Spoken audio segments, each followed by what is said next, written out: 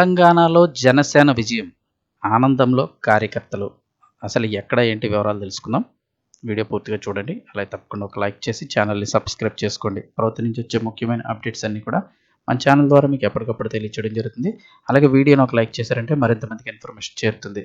ఇంకా వివరాల్లోకి అయితే వెళ్ళిపోదాము. పవన్ నేరుగా ప్రచారం చేయలేదు. కనీసం తన తరపున అంటే తన పార్టీ తరపు నుంచి కూడా ఎవరిని పంపించలేదు ప్రచార నిమిత్తం అయితే కనుక.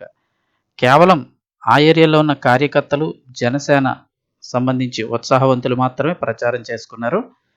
ఏపీకే పరిమితమైందని భావించిన జనసేన పార్టీ తెలంగాణ మున్సిపల్ ఎన్నికల ఫలితాల్లో ఖాతా తెరిచింది.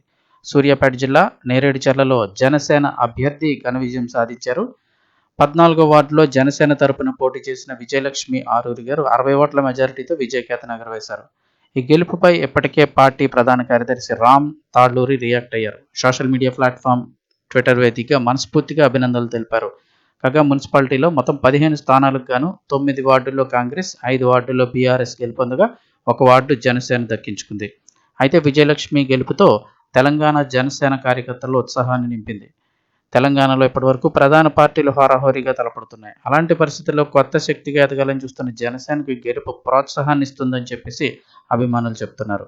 రాబోయే రోజుల్లో గ్రామ, పట్టణ స్థాయిలో పార్టీ విస్తరణపై దృష్టి పెట్టే అవకాశాలు ఉంటాయా అనే అంశాన్ని జనసేన పార్టీ అధినేత నిర్ణయించాల్సి ఉంటుంది.